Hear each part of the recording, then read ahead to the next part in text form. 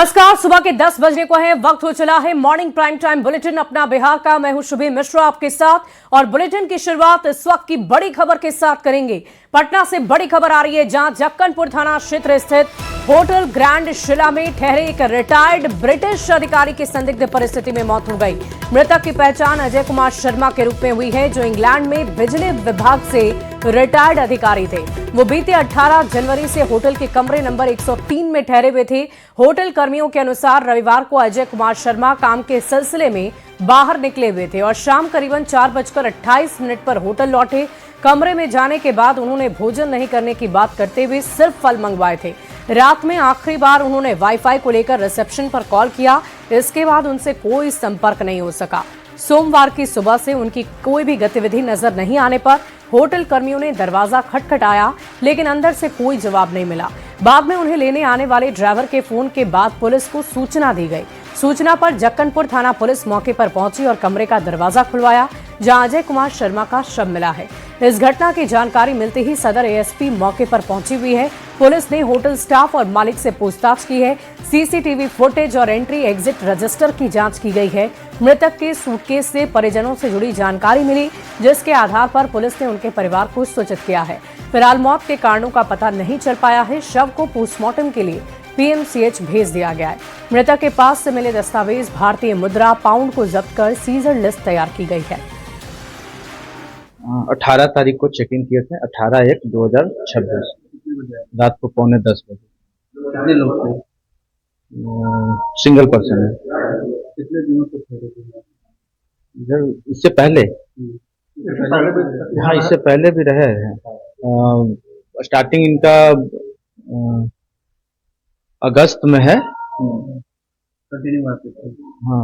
कोई मिलने भी नहीं आता था? नहीं, सिर्फ ड्राइवर ही आता था। जो फर्स्ट टाइम जो ड्राइवर लेकर आया था ना, वही आता था। कुछ बताए थे कहाँ जा रहे हैं? नहीं, दिन भर में ही रहते थे? रूम में अधिकतर टाइम रूम में ही रहते थे। वही ड्राइवर आता था तो पिक कर लेकर जाता था उनको, जहाँ जो काम था अपना जो काम से आते थे जाते थे। कैसे पता चला कि वो उनकी गतिविधि नहीं हो रही? वो कल रात को उन्होंने फोन किया रूम से कि करीब 6 बजे करीब। ऐसे तो शाम को वो आए 4:28 में। उसके बाद रूम में गए, मैंने एक बोतल पानी भी दिया है काउंटर से। वो रूम में गए और उसके बाद फिर उन्होंने शाम को फोन किया कि थोड़ा हमको खाना खाने का मन नहीं है, जो मेरे लिए फल मंगवा दीजिए। तो लड़का को भेज के मैंने केला और संतरा मंगवाया था।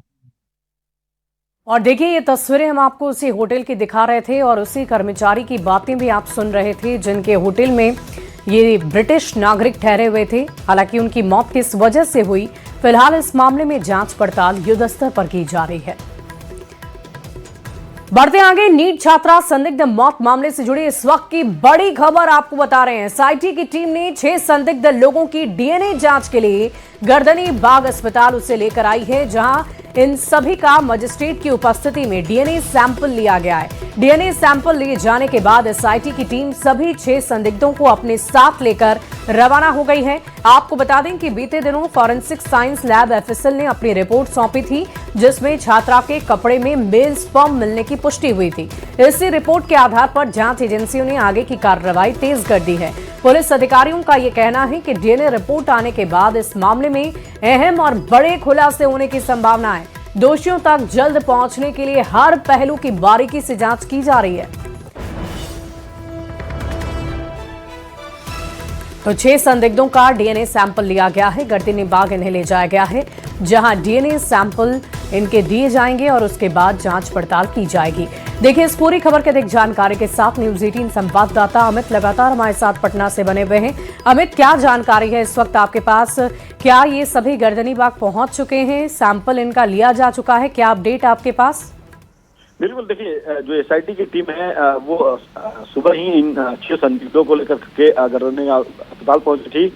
मजिस्ट्रेट की मौजूदगी में टीम जो है इन सभी को लेकर के गर्दनी बाग अस्पताल पहुंची और वहां सभी के जो ब्लड सैंपल्स हैं वो डीएनए जांच के लिए लिए गए हैं। और अब इन लोगों को लेकर के एसआईटी की टीम जो है वो निकल चुकी है।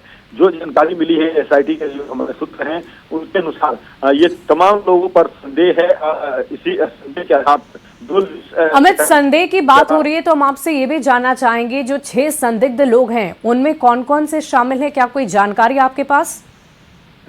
इस बात की जानकारी जो है एसआईटी की है और नहीं कि सुप्रीम कोर्ट का गाइडलाइन, इसलिए पहचान हम उजागर अभी नहीं कर सकते। जानकारियां हैं लेकिन उजागर करना जो है वो सुप्रीम कोर्ट के गाइडलाइन के अनुसार उचित नहीं है। इस बात को ध्यान में रखते हुए न्यूज 18 जो है पूरी प्रामाणिकता के साथ खबर चला रही है। न्यूसेंस फैलाना या किसी का पहचान उजागर करना हमारा उद्देश्य नहीं है। खबर सही जाए दर्शकों तक, ये हमारी वाकई अमित, हम आपसे ये भी जानना चाहेंगे कि क्या कल भी 5 लोगों के डीएनए सैंपल लिए गए थे, और लिए गए थे तो क्या उसके रिपोर्ट्स आए हैं? देखिए, इतनी जल्दी रिपोर्ट नहीं आती है। रिपोर्ट आने में कम से कम 10 से 12 दिन का समय लगता है, और इस बात की जानकारी जो है वो खुद सीआईडी के जो एडीजी हैं पारसनाथ, उन्होंने अपने प्रेस कॉन्फ्रेंस में दी थी। उन्होंने बताया था कि मृतका का डीएनए जांच जो है वो किया जा रहा है और उसकी रिपोर्ट जो है वो अगले 5 से 6 दिनों में आ जाएगी। संभवतः वो रिपोर्ट जो है वो आज आएगी, और बाकी के जो डीएनए लिए गए हैं, चाहे वो कल की बात हो या उससे पहले जो कंकड़बाग थाने में 3 लोग जो हिरासत लिए गए थे जिनका डीएनए सैंपल लिए गए, या आज जिनके लिए गए 6 संदिग्धों के, तो सभी के सैंपल रिपोर्ट आने में कम से कम 10 दिन का वक्त लगेगा, और उसके बाद ही ये साफ हो पाएगी तस्वीर कि जो मृतका हैं जिनके अंडरगारमेंट्स पे स्पर्म पाए गए वो किसके थे, क्योंकि परिवार के सदस्यों का भी लेकिन उम्मीद हम कर सकते हैं अमित कि जब ये रिपोर्ट आएगी तो कुछ बड़े खुलासे हो सकते हैं। बहुत शुक्रिया आपका अमित, हमारे साथ जुड़ने के लिए, तमाम जानकारी के लिए। तो ये बड़ी खबर इस वक्त की आपको बता रहे थे, 6 संदिग्धों का डीएनए सैंपल लिया जा चुका है और रिपोर्ट के लिए एक लंबा इंतजार है। लगभग 1 हफ्ते से ज्यादा का वक्त लगेगा, और उसके बाद ही वैज्ञानिक तौर पर पहले भी प्रेस कॉन्फ्रेंस में पुलिस कर्मियों की तरफ से ये बताया गया है कि एक लंबा वक्त लगता है। उसके बाद डीएनए सैंपल्स जो लिए गए हैं उसके रिपोर्ट्स आते हैं, और आज की ये तस्वीर हम आपको सबसे पहले न्यूज 18 पर दिखा रहे हैं। जिन संदिग्धों को ले जाया गया है गर्दनी बाग में, उनके सैंपल्स दिए गए हैं, और उसके बाद रिपोर्ट का इंतजार पुलिस को भी है और सभी को रहेगा, जिसमें बड़े खुलासे होने की उम्मीद जताई जा रही है। बढ़ते आगे, पटना में जहानाबाद की नीट छात्रा के साथ कथित दुष्कर्म और उसकी मौत का मामला सुलझने के बजाय लगातार उलझता ही जा रहा है। अब पुलिस इसे पूरे प्रकरण में पॉक्सो एक्ट लगाने की तैयारियां कर रही है, और यही वजह है कि इस घटना के समय छात्रा की उम्र 18 साल से कम बताई जा रही है। पुलिस के अनुसार छात्रा के जन्म प्रमाण पत्र में उसकी जन्म तिथि 3 सितंबर 2008 दर्ज हुई है। वारदात 6 जनवरी 2026 की रात को हुई थी, जबकि छात्रा की 11 जनवरी को मौत हुई है। इस आधार पर घटना के वक्त छात्रा की उम्र लगभग 17 साल 4 महीने ही थी। क्योंकि पीड़िता नाबालिग थी, इसलिए कानून इस मामले में पॉक्सो एक्ट के तहत इस मामला को दर्ज करना जरूरी समझता है, और इसी को ध्यान में रखते हुए पुलिस अब पॉक्सो एक्ट की धाराएं जोड़ने की प्रक्रिया में जुटी हुई है। हालांकि सवाल ये भी उठ रहे हैं कि घटना के 21 दिन बाद ये कदम क्यों उठाया जा रहा है। सूत्रों का कहना है कि पुलिस अब कोर्ट से अनुमति लेने के बाद पॉक्सो एक्ट के तहत आगे की कानूनी कार्रवाई करेगी। इस देरी को लेकर पुलिस भी भूमिका पर सवाल उसके खड़े हो रहे हैं कि आखिर इतने दिनों बाद ये कदम क्यों उठाया जा रहा है। इसे अपनी जिम्मेदारी से बचने की कोशिश के तौर पर देखा जा रहा है क्या, ये भी एक बड़ा सवाल है।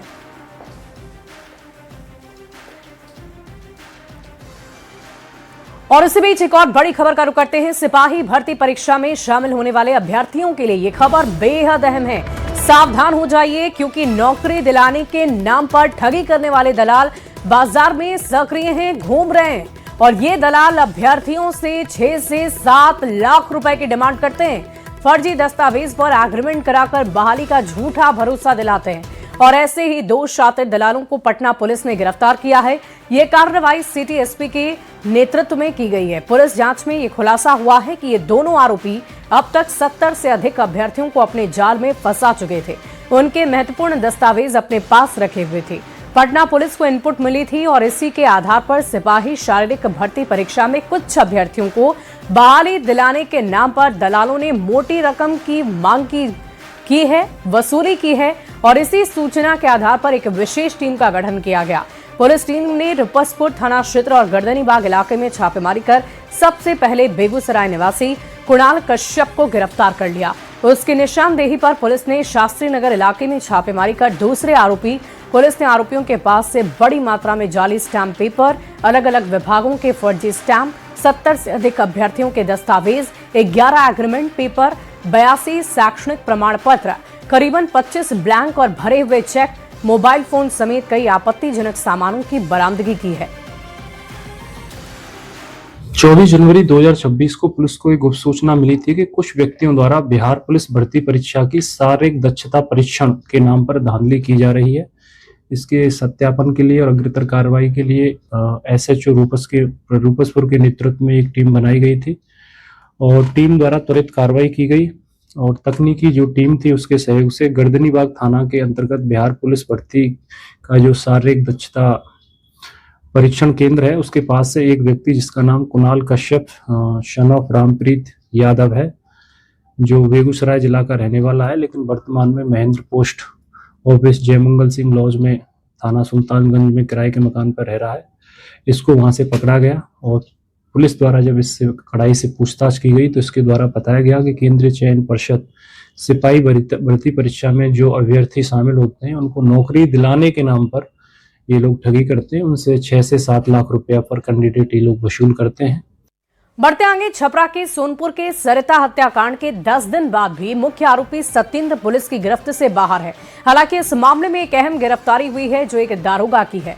बताया जा रहा है कि सरिता की हत्या करने के बाद दारोगा की गाड़ी से शव को फेंका गया था। साथ ही मृतक के पति सत्येंद्र के शराब कारोबार से जुड़े रहने की भी खबरें हैं।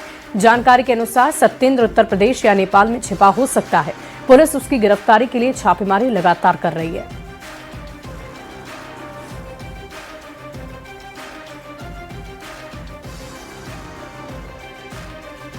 जौनपुर में सरिता हत्याकांड को लगभग 10 दिन बीतने को है, लेकिन आरोपी सत्येंद्र अभी भी फरार है। इस मामले में पुलिस ने अब इस मामले के जो मुख्य आरोपी है, जिसके गाड़ी से सरिता के शव को उसके दरवाजे पर फेंका गया था, उस दरोगा को गिरफ्तार किया है, जिसका नाम संतोष रजक बताया जा रहा है। घटना की 17 जनवरी को जब पुलिस ने FIR दर्ज की थी तो देर शाम यह पता चल गया था कि यह गाड़ी एक दरोगा की है जो मुजफ्फरपुर में कार्यरत है। पुलिस परत दर परत जांच कर रही थी। हालांकि पुलिस ने तब दरोगा को गिरफ्तार नहीं किया था, लेकिन जब सत्येंद्र की गिरफ्तारी नहीं हुई और सवाल उठने लगे कि सत्येंद्र कहीं ना कहीं दरोगा के संरक्षण में फरार है, तब दरोगा पर भी दबिश बनाई गई और उससे कई ऐसे सवाल पूछे गए जिसका जवाब दरोगा संतोष रजक संतोषजनक नहीं दे सका और उसे फिर पुलिस ने गिरफ्तार कर लिया। मैं बता दूं कि जो दरोगा है उसकी गाड़ी को ही संतोष जो आरोपी सत्येंद्र है वो इस्तेमाल कर रहा था और जब सरिता की हत्या हुई थी तो आरोपियों ने संतोष रजक के दरोगा की ही गाड़ी से शव को उसके दरवाजे पर फेंका था। CCTV में भी यह साफ हो गया था कि यह गाड़ी दरोगा संतोष रजक की है और संतोष रजक ने भी यह स्वीकार किया था कि सत्येंद्र उसकी गाड़ी को चलाता है। लेकिन जब सवाल उठने लगे, सत्येंद्र के शराब कारोबार से साठगांठ की खबरें आने लगी, तब पुलिस मुख्यालय थोड़ा सा गंभीर हुआ और दरोगा संतोष रजक की भूमिका की भी जांच शुरू की गई और धीरे धीरे जब उस पर दबिश बढ़ी तो बाद में वरीय अधिकारियों के निर्देश पर जो दरोगा है संतोष रजक उसे भी गिरफ्तार करके जेल भेजा जा चुका है। हालांकि इस मामले में अहम बात यह है कि घटना के 10 दिन बाद भी मुख्य आरोपी सत्येंद्र जो सरिता का पति बताया जाता है वह भी फरार है, जिसकी तलाश में पुलिस लगातार छापेमारी कर रही है। संतोष गुप्ता, न्यूज़ 18, छपरा। और आइए अब आपको ये बताते हैं कि आखिर ये पूरा मामला क्या है। दरअसल 15 जनवरी को सोनपुर की सरिता की हत्या हो जाती है। 15 जनवरी की रात मायके में उसके शव को फेंका जाता है। दारोगा संतोष रजक थे जिसकी गाड़ी से उसका शव फेंका गया। वैशाली के लालगंज करताहाम में ये शादी हुई थी। न्यूज़ 18 की मुहिम के बाद बैकफुट पर पुलिस आई। 17 जनवरी की शाम 5 लोगों के खिलाफ केस दर्ज किया गया। परिजनों का आरोप है कि दहेज के लिए हत्या हुई है। पति सत्येंद्र कुमार पर हत्या के आरोप लगे हैं कि उसने ही सरिता की हत्या की और गाड़ी से ले जाकर उसके शव को उसके मायके की दहलीज पर फेंक दिया। हत्या का आरोपी पति अब तक फरार बताया जा रहा है। गाड़ी वाला दारोगा संतोष रजक फिलहाल गिरफ्तार है। जिसकी वो गाड़ी थी वो दारोगा गिरफ्तार है। सरिता हत्याकांड में अब तक 3 आरोपियों की गिरफ्तारी हो चुकी है। मुजफ्फरपुर के पानापुर में SI संतोष रजक पोस्टेड था, जिसे वहां से लाकर गिरफ्तार कर लिया गया है। बढ़ते आगे, पटना के टॉप 10 अपराधियों में शामिल और 25,000 के नामी कुख्यात अपराधी सुजीत कुमार उर्फ बुखार यादव को पुलिस ने गिरफ्तार कर लिया है। फतुहा पुलिस ने बुखार यादव को रसूलपुर इलाके से गिरफ्तार किया। गिरफ्तार अपराधी पर हत्या, लूट और कई मामले आर्म्स एक्ट के तहत आपराधिक केस दर्ज किए गए हैं। आपको बता दें कि पटना पुलिस ने हाल ही में टॉप 10 अपराधियों की लिस्ट जारी की थी, जिसमें सुजीत कुमार उर्फ बुखार यादव का नाम 5वें नंबर पर था, जिसे सफलतापूर्वक पुलिस ने गिरफ्तार कर लिया। इसका लंबा चौड़ा आपराधिक इतिहास रहा है। फतुहा थाना में ही काफ़ी सारे मामले दर्ज हैं। Murder, attempt to murder, arms act जैसे गंभीर कांडों में ये वांछित था। अनुमंडल में भी देखा जा रहा है कि इसके ऊपर और भी कई मामले हो सकते हैं, उसको हम लोग खंगाल रहे हैं। बढ़ते आगे, खेसारी लाल यादव का एक वीडियो सोशल मीडिया पर बहुत तेजी से वायरल हो रहा है। इसमें वे रवि किशन पर भड़कते नजर आ रहे हैं। दरअसल भोजपुरी इंडस्ट्री के सुपरस्टार खेसारी लाल यादव और पावर स्टार पवन सिंह की लंबे वक्त से अनबन चल रही है। दोनों एक दूसरे पर निशाना साधने का कोई भी मौका नहीं छोड़ते। पवन सिंह के बाद बीते दिनों रवि किशन ने भी खेसारी को लेकर कुछ ऐसी बातें कह डाली जो खेसारी को बिल्कुल रास नहीं आई, और ऐसे में अब खेसारी लाल यादव ने भी बिना मौका गवाए रवि किशन को जवाब दे डाला है। कुछ दिनों पहले गोरखपुर में हुए एक महोत्सव के दौरान पवन सिंह और रवि किशन एक साथ नजर आए थे। इस दौरान बिना नाम लिए रवि किशन ने खेसारी पर तंज कसा था और उनकी भरी महफिल में खिल्ली उड़ाई थी। रवि किशन के इस बात पर खेसारी लाल यादव भी चुप नहीं बैठे। उन्होंने भी अपने एक प्रोग्राम में स्टेज पर बिना नाम लिए किसी का रवि किशन और पवन सिंह दोनों को ही जवाब दे डाला। खेसारी ने गोरखपुर में आयोजित अपने महोत्सव में पैरों और घुटनों की तरफ इशारा करते हुए रवि किशन के शब्द दोहराए। खेसारी आगे बोले, शुक्र मनाइए, कम से कम आपका सम्मान करने वाला आपका एक भाई है। यहाँ तो बेटा आजकल अपने बाप के पैर नहीं छूता, आप बाप मत बनिए। उतना ही नहीं, उन्होंने कहा कि जितना कोई बर्दाश्त करे उतना ही बोला करें। रवि किशन को जवाब देते हुए खेसारी का वीडियो इन दिनों सोशल मीडिया पर बहुत वायरल हो रहा है। बहुत बड़े आर्टिस्ट हैं, बड़े बड़े भाई हैं। बहुत बड़े आर्टिस्ट हैं, बड़े बड़े भाई हैं, जिनका नाम रवि किशन जी है। महफिल उनका था, बट पूरी रात बात खेसारी लाल यादव की गई। पहले यहां छूता था, अब यहां छूता है, बाद का नहीं पता। शुक्र मनाइए कि कम से कम आपका सम्मान करने वाला आपका भाई है। यहां तो आजकल बेटा अपने बाप का पैर नहीं छूता है, और मुझे पैदा करने वाले का नाम श्री मंगरू यादव है। तो आप बाप मत बनिए। मानता हूं, इसका मतलब ये नहीं कि आप मेरे बाप हो गए। तो आप उतना ही बोलिए जितनी बर्दाश्त से फाजुल हो। आप सम्मान आज भी आप मिलोगे, मैं आपका पैर छूंगा, क्योंकि ये मेरे संस्कार में है। बढ़ते अन्य खबरों की ओर, पूर्व कांग्रेस नेता शकील अहमद ने अब खुलकर राहुल गांधी पर निशाना साधना शुरू कर दिया है। आज उनके खिलाफ कई जगहों पर विरोध प्रदर्शन की खबरों के बीच शकील अहमद ने अपने घर पर हमले की आशंका जताई है, जिसके बाद उनके घर की सुरक्षा व्यवस्था को बढ़ा दिया गया है। बावजूद इसके शकील अहमद ने आज एक बार फिर राहुल गांधी पर निशाना साधा और ये कहा कि राहुल गांधी को पार्टी के सीनियर नेताओं के साथ बैठने में सहजता महसूस नहीं होती है। साथ ही पार्टी में कई ऐसे बड़े नेता हैं जो अपमानित होकर भी पार्टी में बने हुए हैं। राहुल जी की कांग्रेस में जो पुराने लोग हैं, जो उनसे पहले नेता हो गए हैं, तो ये सच्चाई है। मैं इसको झुठला नहीं सकता कि जब राहुल गांधी जी जिस दिन अपना पहला चुनाव जीते, उस दिन मैं अपना 5वां चुनाव जीता। मैं उनसे 19 साल पहले MP MLA हो गया। तो जाहिर है कि ऐसे लोगों को राहुल जी की एक होता है, आदमी का इनबिल्ट कुछ होता है, वो जिसके साथ बैठने में उनको ये नहीं लगता है कि हमको ये बॉस मानता हो, उस आदमी के साथ बैठने में मेरे ख्याल में ही इज अनकंफर्टेबल, वो सहज नहीं है उनके साथ। ये मैं बहुत दिन से ये फील कर रहा था। बहुत से लीडर हैं कांग्रेस में जो दुखी हैं बहुत। राहुल जी से उम्र में बड़े हैं, उनसे पहले हो गए, लेकिन उनकी अगली पीढ़ी कांग्रेस में आ गई है। तो अपमानित सह होके भी, ह्यूमिलिएट होके भी वो कांग्रेस में बचे हुए हैं कि अगली पीढ़ी को करियर नहीं खराब हो। और आइए अब बात कर लेते हैं बिहार के बदलते हुए मौसम के मिजाज की। बिहार के मौसम में एक बार फिर से बदलाव होना शुरू हो चुका है। ठंड में फिर से इजाफा होने की संभावना है। मौसम विभाग ने भोजपुर, बक्सर, कैमूर, रोहतास समेत कुल 25 जिलों में बारिश को लेकर अलर्ट जारी किया है। लोगों से बदलते तापमान में सावधानी बरतने की अपील की जा रही है। वहीं इस दौरान कोहरे छाए रहने की संभावना भी है। 30 से 40 किलोमीटर प्रति घंटे की रफ्तार से तेज हवा बहने की उम्मीद है और इस दौरान विजिबिलिटी भी कम होने की संभावना है। इस पूरी खबर को लेकर न्यूज 18 संवाददाता रजनीश कुमार की इस रिपोर्ट को आप देखिए। बिहार के मौसम में लगातार उतार चढ़ाव देखने को मिल रहा है, तो जनवरी के आखिरी में एक बार फिर से मौसम ने करवट बदलना शुरू कर दिया है। आईएमडी की रिपोर्ट की माने तो अगले 48 घंटे में बिहार के 25 जिले में बारिश के साथ साथ कोहरे की संभावना है। यानी जिन जिलों में अलर्ट जारी किया गया है उसमें कैमूर, रोहतास, औरंगाबाद, अरवल जिला शामिल है।